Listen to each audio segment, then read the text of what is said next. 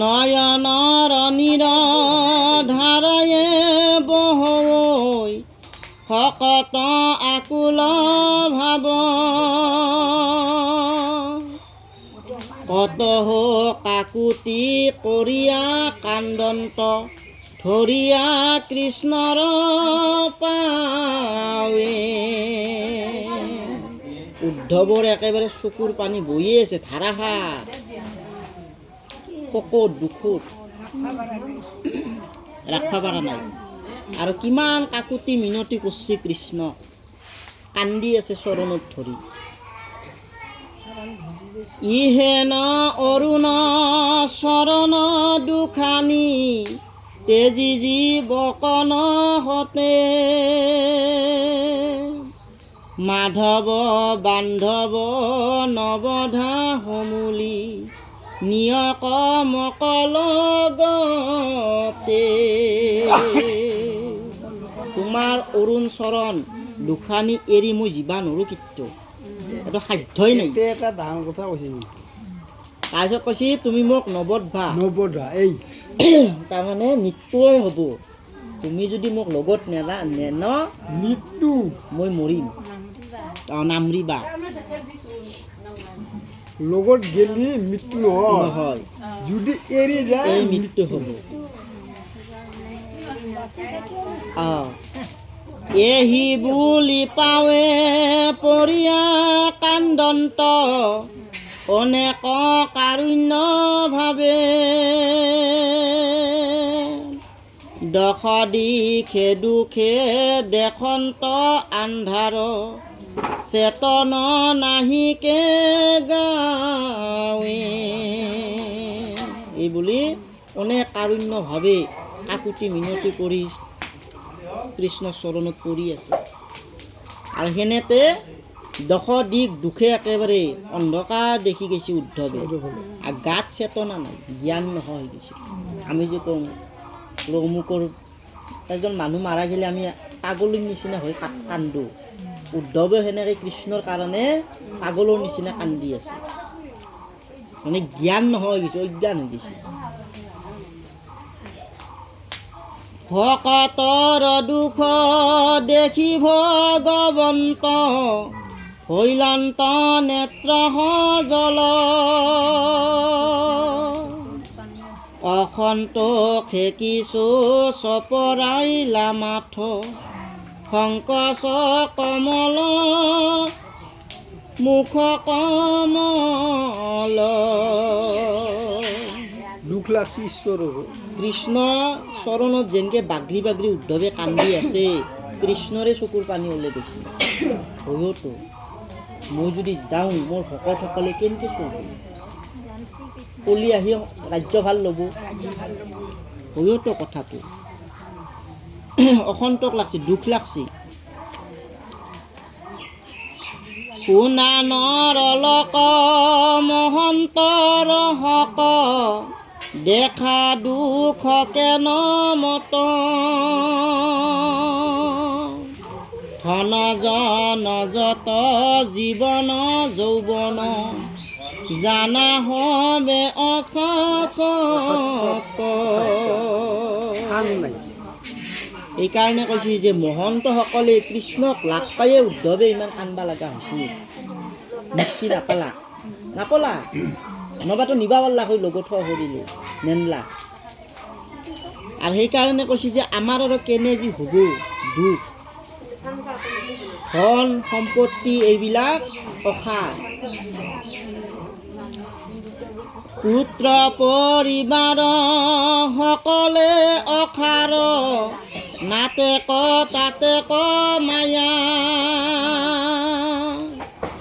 খনেকে থাকিয়া খনেকে অন্তৰৈ সম্যক মেঘৰ ছায়া। পুত্ৰ পৰিবাৰ এইবিলাক অসাৰ, এই আছে এই নাই, মেঘৰ ছায়াৰ নিচিনা। কেতিক্ষণে পৰে নৰতনু ইত জীৱন জলৰ ৰেখা সততে চিন্তিও কৃষ্ণৰ চৰণ মৰণ এভনে দেখা। আমি এই নৰতনু দেহা লৈছোঁ। জীৱনটো জলৰ ৰেখাৰ নিচিনা। আমি পানীত যদি আজ দি দিওঁ থাকব নেকি? নাথাকে। আমাৰ জীৱনটো সেনেহে, ইতে আছোঁ ইতে নাই। কিন্তু আমি কৃষ্ণৰ চৰণ চিন্তা কৰা নাই। কিয় চিন্তা নকৰোঁ? আমি মৰণটো নেদেখোঁ। আমি ভাবোঁ আৰু 20 বছৰ থাকিম, আৰু চিন্তা মোৰতো দেহাত বেমাৰ লগা নাই, মই থাকিম আৰু। সকলোৰে ভাৱ সেইটো, মৰবাক আৰু ইচ্ছা নাই, নাভাবে না তুমি থাকবা চিৰদিন। আয়ো জন্মিলে মৰবাও লাগব। জন্মিলে মৰণ লাগিলে হৰ। এই আমি যাবা লাগব একদিন। যাৰ আগতে আমি কি কৰবা লাগব, সেই কথাখিনি ইয়াতে কৈ আছে। কৃষ্ণৰ চৰণ চিন্তা কৰা। কৃষ্ণৰ চৰণ চিন্তা নকৰিলে যাৰ পিছত ক'ত যাবা? এই নৰকত যাবা। নৰকত গেলিতো আৰু আহিবাই নৰা, কিমান শাস্তি। সেইকাৰণে আমাৰ চেতনা আহিবা লাগে। আমি যে কালি মৰিম, মৰাৰ আগতে ঈশ্বৰৰ নামটো একবাৰ হ'লেও ল'বা লাগে। সেই মৃত্যুৰ সময়ত পৰি থকা মানুহজনৰ কথা কোৱা নাই, আমাকে কৈছে। আমাৰতো ৰিক্স নাই, ৰিক্স নাই আমাৰ। মানৱ জীৱনৰ ৰিক্স নাই, কিতে পৰে ঠিক। সেইকাৰণে সময় থাকোঁতে ঈশ্বৰৰ নামটো অলপ ল'বা লাগে। ভকতৰ সংগ, ভকতৰ সংগ হৈছে চবতছে উত্তম। নাম হৈছে চবতছে উত্তম। নাম অবিহনে কাৰো উদ্ধাৰ নাই বুলি বাৰে বাৰে কৈ আছে। দেৱে তীৰ্থে যাক তাৰিবে নোৱাৰৈ, পাতে কত গৈলা তল। হৰি নামে পাইলে তেখনে উদ্ধাৰে, দেখা ভকতিৰ বল। দেৱতায়ো পাপ খণ্ডন কৰবা নোৱাৰে। তীৰ্থ ভ্ৰমণ কৰিলেও পাপ খণ্ডন কৰবা সাধ্য নাই বুলি কৈছে। পাৰিবে নোৱাৰৈ, পাতে কত গৈল তল। তেওঁলোকে উদ্ধাৰ কৰিব ক্ষমতা নাই। আমি পাপ সাগৰত তলত যাই আছোঁ। পাপে আমাক আগুৰি ধৰিছে, পাহাৰ সদৃ গৈছে বজা, পাপৰ বজা আমি দাঙবা পৰা নাই। কিতে উদ্ধাৰ হ'ব? হৰিৰ নাম পাইলে তেখনে উদ্ধাৰে, দেখা ভকতিৰ বল। হৰিৰ নাম যদি ল'বা পাৰছোঁ অলপ সময়ত, সেই পাপৰ পৰা আমি উদ্ধাৰ হ'ব পাৰিম। নহ'লেবা কিন্তু আমি নৰোঁ। বাৰে বাৰে কৈ আছে বোলে মই জগন্নাথ যাম, 50,000 60,000 টকা খৰচ কৰি মই পাপ খণ্ডন যাব, মুঠেও নহয় বুলি কৈছে। নাজৈ এই দৰ্শনহে কৰিব পাৰিবি, সাক্ষাৎহে কৰিব পাৰিবি। এতিয়া কৈছে কৃষ্ণ যে মোক যদি প্ৰতি বছৰ ধ্যান কৰিও যদি মোক পূজা কৰে, মই যদি আগত দেখাও দিওঁ, তথাপিতো তোমাৰ পাপ মই খণ্ডন কৰিব নোৱাৰোঁ। কাৰণ কি আচল বস্তু ল'ব লাগিব, মুখত ৰাম নাই, ভকতৰ সংগ। তুমিতো ভাব বোলে আমি আজিৰ পৰা বহিছোঁ, কৃষ্ণক একেবাৰে ধ্যান কৰি মাতি আনি সাক্ষাৎ আগত, কাম নহ'ব। কিয় নহয়? ভকতৰ সংগ নল'লে তেওঁ নাহে। ভকতৰ সংগতহে তেওঁ থাকে, ভকতৰ লগতহে কৃষ্ণ থাকে। ভকতে য'তে মাতে ত'তে ঈশ্বৰ যায়। সকলোতে ঈশ্বৰ আছে, কিন্তু আমি নেদেখোঁ। ভকতে মাতিলেহে তাতে থিয়া দিয়ে, সেই জেগাত আহে। আছে ধুনীয়াকৈ নামঘোষাত দিছে। এইবিলাক আমি জানবা লাগে। এইটো হৈছে ভক্তিৰ বল। ভক্তি নাথাকিলে কাম নাই। ভক্তিৰ উত্তমেই হৈছে শ্ৰৱণ আৰু কীৰ্তন। দুৰাচাৰ যেবে হৰি নাম লৈ, কিয় শুদ্ধ হৈ আতি। কৃষ্ণক স্মৰণে হয় তেখনে, অন্তজয় উত্তম আতি। যদি পাপী মানুহ এটাইও যদি হৰিৰ নাম লৈ ভকতৰ সংগত আহি তেওঁ শুদ্ধ হ'ব।